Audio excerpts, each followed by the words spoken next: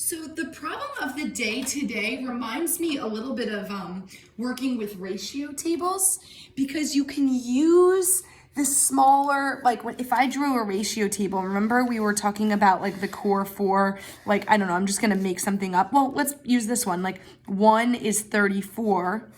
So 2 is just doubling that, so 68, okay? So you can use these to end up figuring out larger numbers.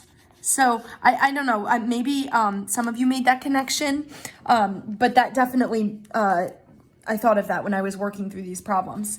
So 1 times 34, we know because of the identity property of multiplication, anything times 1 is itself. Okay. Well, 2 times 34, I just said the ratio table made me think about this. To get 2 then times 34, it's not a basic fact, but I think, well, wait a minute, I can just double this. It's one of them and then another one. So that's 68. Well, 10 times 34, again, gosh, I keep saying it, but it reminds me of the ratio table.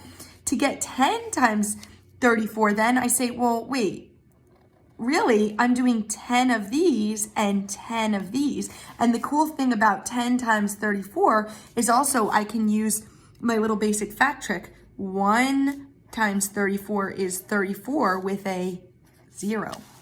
So I get 340. Well, wait, if I have 10 times 34, then 20 times 34 is just really doubling it or timesing it by 2. So if 10 times 34 is 340, double that and you get 680. Okay? 3 times 34. Well, wait a minute. I'm starting to make the connections. If this is 1 times 34 and this is 2 times 34, wouldn't 3 times 34 be these added up? Sorry about my dogs in the background. They're being very bad. So 3 times 34, 1 plus 2 is 3. 3 times 34 would be these added. So let's see, what's 34 plus 68? 8, 9, 10, 11, 12, 6, 7, 8, 9, 10. 102. 5 times 34. Okay, you can do different things. You could use, some of you are like, whoa, I just use standard algorithm. I just set it up like this, 34 times 5. And you can do that. That is okay. But you can also be thinking, and this says use the information to try to use the information to build it.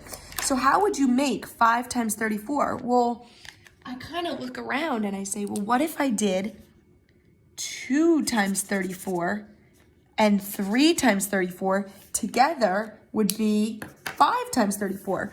So, and let me check my work. So that means 2 times 34 was 68. 3 times 34, so that was 2 times 34. 3 times 34 was 102.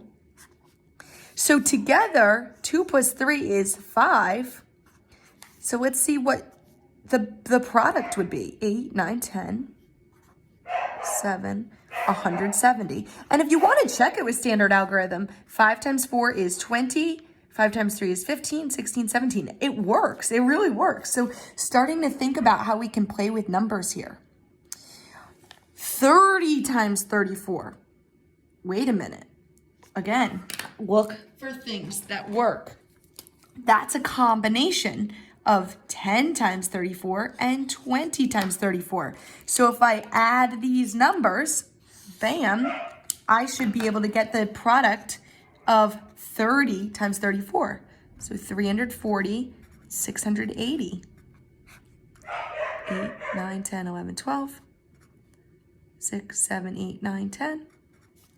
Okay, so 1,020. And again, if you want to check with standard algorithm, if you're feeling insecure about that, but it's really about pairing what we know, building. It's really distributive property. Let's look at, and I know my page is getting a little sloppy, so I'm going to do the next one just on a fresh piece down here. But look, 15 times 34. Let's make 15. Well, that's 10 and 5. So 10 times 34 plus 5 times 34. We already know what 10 times 34 is. We solved it. It's 340. We also know what 5 times 34 is.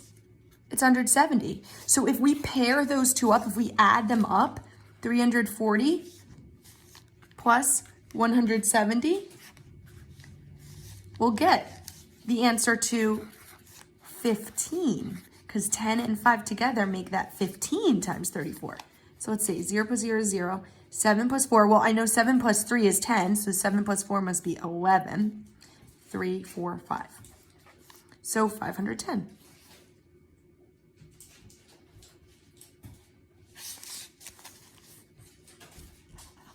For some reason, I was starting to feel insecure. So if you do ever, check your work with standard algorithm. 4 times 5 is 20. 4 times 1 is 4, plus the 2, 5, 6.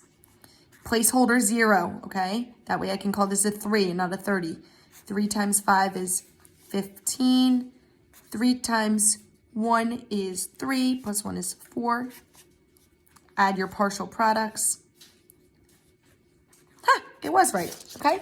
So if you ever feel weird, just do your best. And the last, not do your best, do your best, but check it with standard algorithm. The last one is 40 times 34. That's 20 times 34 and 20 times 34. So I'm thinking if I just do 680 plus 680, that will give me the product. So 1,360. And explaining, you're really using distributive